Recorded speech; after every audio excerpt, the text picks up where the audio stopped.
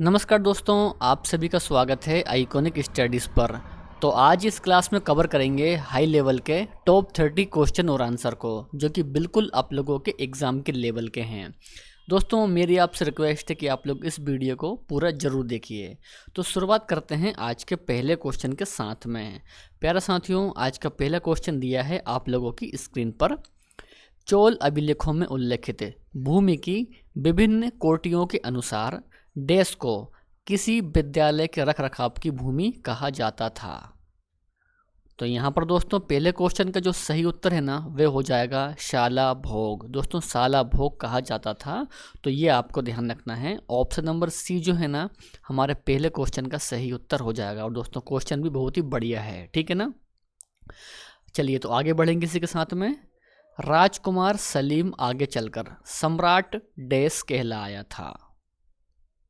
तो प्यारा साथियों, यहाँ पर आपको ध्यान रखना है कि राजकुमार सलीम आगे चलकर जहांगीर कहलाया था। सही उत्तर इस क्वेश्चन का रहेगा जहांगीर, यानी कि option number C is the right answer.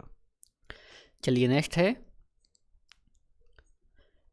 चार मीनार का निर्माण किसने किया था। तो प्यारा साथियों, इस क्वेश्चन का सही उत्तर हो जाएगा मोहम्मद कुली कुतुब शाह। तो प्यारा साथियों, मोहम्मद कुली कुतुब शाह के द्वारा किया गया था चार मीनार का निर्माण। Option number B right answer रहेगा तीसरे क्वेश्चन का। दोस्तों, इसके अलावा यदि आपको इनमें से किसी भी क्वेश्चन का आंसर पता है या फिर आप पहले से ही जानते हैं, तो नीचे कमेंट सेक्शन में आप उस क्वेश्चन का आंसर जरूर कीजिए। आगे है, किस मुगल शासक के शासनकाल में जजिया पुनः लगाया गया था। जजिया कर पुनः लगाया गया था किसके शासनकाल में। तो यहाँ पर दोस्तों चौथे क्वेश्चन का सही उत्तर हो जाएगा औरंगजेब के काल में दोस्तों पुनः जजिया कर को लगाया गया था। सही उत्तर इस क्वेश्चन का रहेगा ऑप्शन नंबर बी। इसको भी आपको ध्यान रखना है।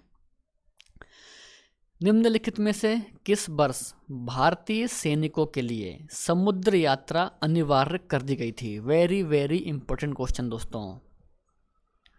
पांचवें क्वेश्चन का जो सही उत्तर है ना, वे हो जाएगा 1856 में दोस्तों भारतीय सैनिकों के लिए समुद्र की यात्रा अनिवार्य कर दी गई थी। प्यारा साथियों, इसको आपको बिल्कुल ध्यान में रखना है, एग्जाम लेवल क्वेश्चन है ये, ठीक है ना।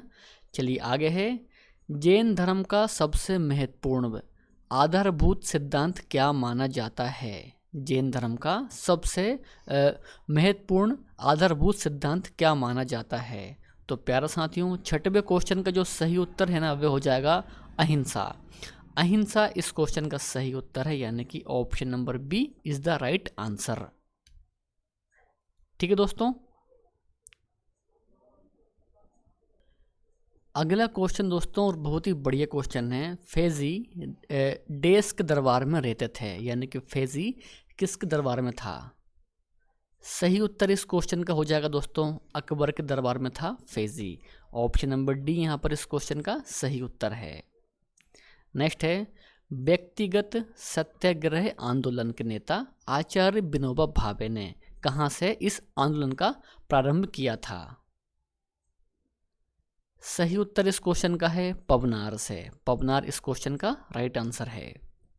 आगे है, नचिकेता और यम के बीच सुप्रसिद्ध संवाद किस उपनिषद में उल्लिखित है। वेरी इंपॉर्टेंट क्वेश्चन दोस्तों। तो मेरे प्यारे साथियों, वह है कठोपनिषद। कठोपनिषद इस क्वेश्चन का सही उत्तर है, यानी कि ऑप्शन नंबर सी। चलिए बहुत बढ़िया, अगला क्वेश्चन आता है, चीन में बक्सर विद्रोह कब हुआ था। वेरी इंपॉर्टेंट क्वेश्चन दोस्तों। चीन में बक्सर विद्रोह कब हुआ था। इस क्वेश्चन का सही उत्तर है सन 1900। दोस्तों सन 1900 में हुआ था चीन में बक्सर विद्रोह, तो ये भी आपको ध्यान रखना है। चलिए तो 11वें क्वेश्चन के लिए आंसर कीजिए। बुद्ध का जन्म डैश में हुआ था। प्यारे साथियों देखिए, कमेंट करके आप हर उस क्वेश्चन का आंसर बताइए, ठीक है ना, जिसका उत्तर आपको पहले से पता है। तो यहाँ पर दोस्तों इस क्वेश्चन का सही उत्तर हो जाएगा लुम्बिनी। तो प्यारे साथियों, लुम्बिनी में हुआ था बुद्ध का जन्म, यानी कि ऑप्शन नंबर बी सही उत्तर है इस क्वेश्चन का। आगे बढ़ेंगे, चोल राजवंश से उभरने वाला पहला महत्वपूर्ण शासक देश था चोल राजवंश से। तो प्यारे साथियों वह था राजराज चोल। इस क्वेश्चन का सही उत्तर है राजराज चोल। ठीक है ना। आगे है पाल वंश के पतन के बाद बंगाल में किस राजवंश ने अपना शासन स्थापित किया था? पाल वंश के पतन के बाद। सही उत्तर इस क्वेश्चन का होता है सेन वंश। आगे है निम्नलिखित में से कौन सी कांग्रेसी समाजवादी दल से संबंधित नहीं थे? कांग्रेसी समाजवादी दल से संबंधित नहीं थे, वे कौन थे? तो मेरे प्यारे साथियों वे थे सुभाष चंद्र बोस। सुभाष चंद्र बोस इस क्वेश्चन का सही उत्तर है, यानी कि ऑप्शन नंबर डी। आगे है निम्नलिखित में से किस हड़प्पा कालीन स्थल से भवन निर्माण के लिए कच्ची ईंटों का प्रयोग बहुतायत में किया गया था?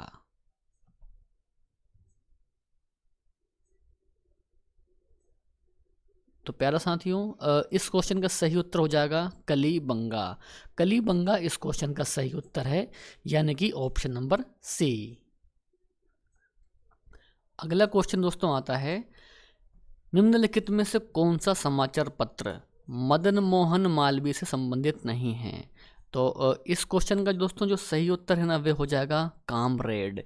कामरेड इस क्वेश्चन का सही उत्तर है, यानी कि option number B is the right answer. आगे बढ़ेंगे। जैन धर्म का वास्तविक संस्थापक किसे माना जाता है? जैन धर्म का वास्तविक संस्थापक। तो यहाँ पर आपको दोस्तों ध्यान रखना है, सही उत्तर इस क्वेश्चन का हो जाएगा ऋषभ देव। ऋषभ देव इस क्वेश्चन का सही उत्तर है, यानी कि option number B is the right answer. आगे है तीन कठिया प्रथा का संबंध निम्न में से किस क्षेत्र से है? तीन कठिया प्रथा का संबंध। राइट आंसर दोस्तों इस क्वेश्चन का होता है चंपारण। चंपारण इस क्वेश्चन का राइट आंसर है, यानी कि ऑप्शन नंबर ए। आगे है निम्न में से किस वैदिक ग्रंथ में पहली बार पूर्वी एवं पश्चिमी सागर का उल्लेख हुआ है? पूर्वी एवं पश्चिमी सागर का उल्लेख हुआ है। तो दोस्तों इस क्वेश्चन का जो सही उत्तर है वह हो जाएगा शतपथ ब्राह्मण। शतपथ ब्राह्मण इस क्वेश्चन का सही उत्तर हो जाएगा, यानी कि ऑप्शन नंबर बी। आगे है मीर हसन देहलवी निम्न में से किसके दरबार में था? Mir Hasan Dehlavi, very important question. सही उत्तर इस क्वेश्चन का रहेगा अलाउद्दीन खिलजी के दरबार में था मीर हसन देहलवी। नेक्स्ट है 21। संत कबीर किसके शिष्य थे? संत कबीर किसके शिष्य थे? सही उत्तर इस क्वेश्चन का है रामानंद के शिष्य थे संत कबीर।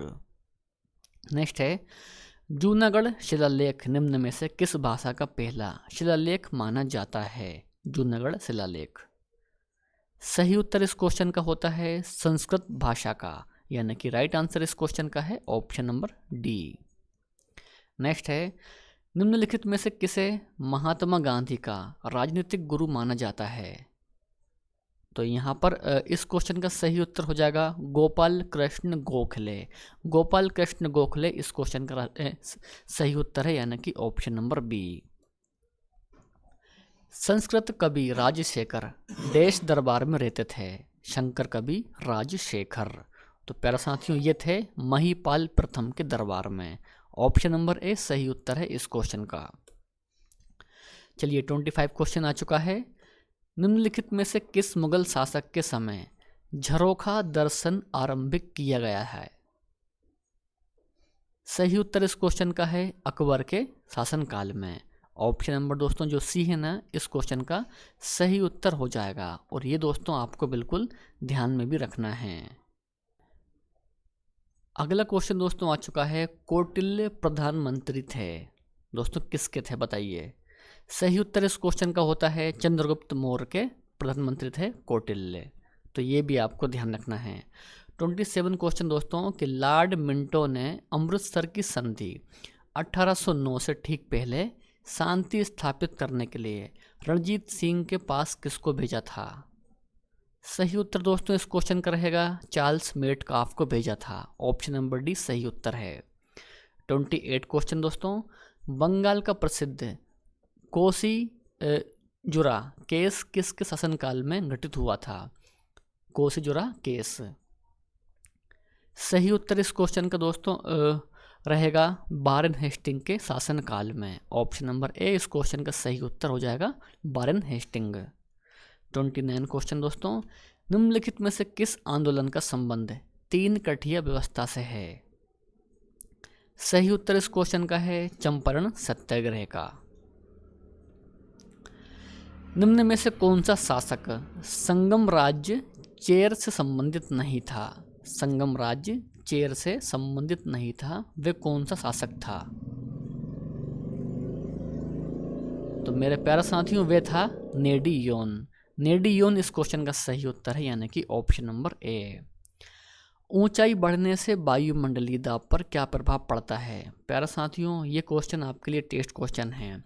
इसका सही उत्तर क्या रहेगा तो वो आपको कमेंट करके बताना है। वीडियो पसंद आया हो तो वीडियो को लाइक कर दीजिए और चैनल को सब्सक्राइब भी कर लीजिए, ताकि सुबह 9 बजे आपको ऐसी वीडियो का नोटिफिकेशन मिलता रहे। तो मिलते हैं नेक्स्ट वीडियो में। जय हिंद, वंदे मातरम।